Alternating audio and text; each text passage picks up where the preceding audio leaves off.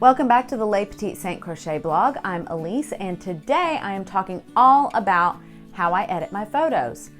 This process is fun, it's fast, and most importantly, it is free. So grab your phone and let's get editing.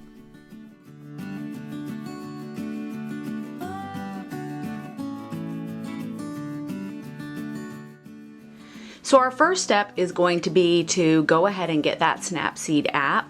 It is in your app store and it is completely free. And once you've downloaded it, we're going to go ahead and open Snapseed. And the home screen here just has a big circle with a plus sign there. And this is how we're going to open our app and find the photo we want. Now here it says open from device. So this is how I do this. I save the photos that I want to use in my favorites. So this is one of my favorite photos. And this is the actual photo that I am going to edit. Now down here on the bottom there are all these different little squares, and these are just filters. Now we're not going to use those. I used to like to use filters on my photos, but I just think this is a lot better. You have more control. So we're going to tap on the bottom that says tools, and we're going to go to the top left that says tune image. The first little screen it brings up is brightness. Now I'm going to add a tiny bit of brightness. Now I could really bring it all the way up, or I could get it really low. And it's just kind of fun to play a little bit with this, but I want a little bit of brightness. I don't want a whole lot with this photo because it's already got a lot of light in it. The next, you're going to scroll down and it's going to bring you to contrast.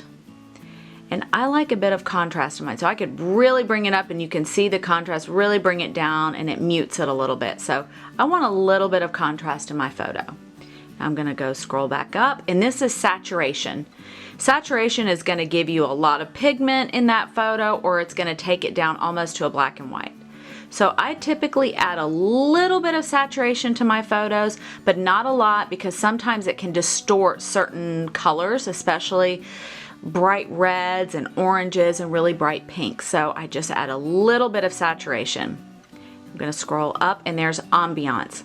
And I'm going to be honest with you guys, I'm not exactly sure what it does, but it just brings, if you bring it down, bring it up, it brings a little bit of lightness, but it's different than brightness. So it just adds a little something to the photo. Then we're going to go to highlights. Highlights, I'm going to add a little bit of highlights. If I went down, you can kind of see when you scroll to the left and to the right what it does. So I'm going to add a little bit of highlights to this photo. I'm going to scroll up to, now we have shadows. Now, you would think, oh, let's get rid of those shadows, but let me tell you, it kind of starts to distort the photo when you add a lot of that. Now, sometimes it's really fun to add more shadows to your photo to give it that little dark, moody look, but this is not really for that photo. So I'm going to take up the shadow just a little bit. I'm at a 10, plus 10 here. And then this is warmth. You can make your photos really warm tone or really cool tone. A lot of times I don't even touch that. Just because I like my photos to be exactly where they are, or I will add a tad bit of warmth to them.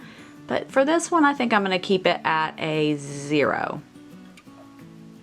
If I can get it there. It's a +3. Okay. The next thing you need to do is you need to add that little check mark down at the bottom, because that makes those edits happen. Now we're going to go back up to tools, and we're going to go to the second one, which is details. Okay. I like a lot of details in my photo, but you have to be careful with this because it can start to look a little funky. So I've got some details. You can see it kind of softens it and it sharpens it here with the details. Then you're going to scroll up and find sharpening. So I add a little bit to that to my photo as well. And then I'm going to press that check mark button again. Going to go back up to tools. The next thing I do, so there's a lot of different ones: white balance, crop, rotate, perspective, expand, selective, brush healing, landscape, glamour glow. But my next one I'm going to do is tonal contrast. This is one that I do sometimes. I don't always do this one, especially if a person is in the photo, because it can make their skin look kind of dirty, and it also really brings out the wrinkles. So do details. So be sparingly with those, especially if you are in the photo. So I'm going to add some tonal contrast. I'm going to see if I like that. Now what you can do to see what your photo looked like before you added that edit, just hold the photo down. And I'm not sure if this is showing up really well in the screen, but I am liking this tonal contrast. So I'm going to add the little check mark here. I'm going to go back to my tools, and there are other things you can add: drama, vintage, grainy film, retro luxe, grunge, black and white, noir, portrait, head pose, lens blur.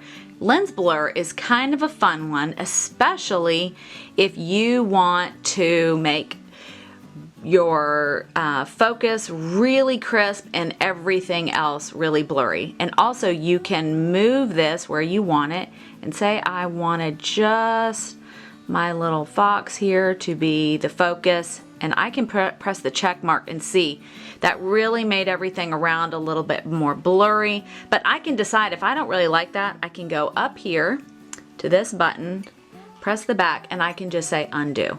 So I'm going to take off that lens blur, even though that is a super fun tool to use.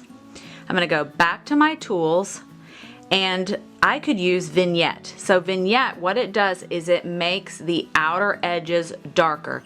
And sometimes I use that, especially in a darker photo or if I'm outside. It's just something to play around with. But for this one, I'm not going to add it, so I'm going to press the X button right here. I'm going to go back to my tools, and I am going to go to double exposure. That just gives it that little extra brightness that I want in my photo, and I'm going to give it the check mark. And the last thing I need to do is I need to export this photo. So I press export and I press save, and then it asks me if I want to modify this photo, and I do want to modify this photo so that it will change the original. You could always take it back to the original whenever you feel like it, so don't worry about pressing that modify button. So now this photo, exactly the way it is saved now in my camera roll.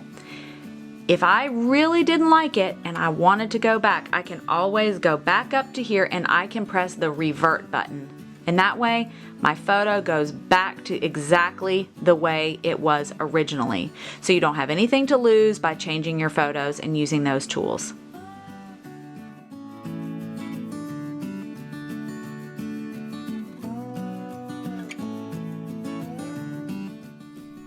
Thank you for stopping by the Les Petites Saintes Crochet blog, where I share all about whimsical amigurumi, creative crochet, and running a handmade business.